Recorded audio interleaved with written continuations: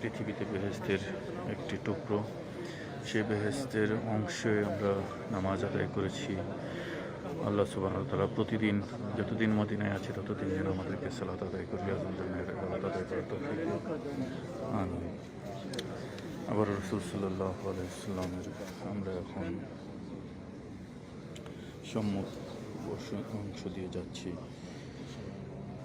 সালাতু ওয়াসসালামু আলাইকা ইয়া রাসূলুল্লাহ, সালাতু ওয়াসসালামু আলাইকা ইয়া রাসূলুল্লাহ, সালাতু ওয়াসসালামু আলাইকা ইয়া রাসূলুল্লাহ, সালাতু ওয়াসসালামু আলাইকা ইয়া রাসূলুল্লাহ, সালাতু ওয়াসসালামু আলাইকা ইয়া রাসূলুল্লাহ, সালাতু ওয়াসসালামু আলাইকা ইয়া রাসূলুল্লাহ,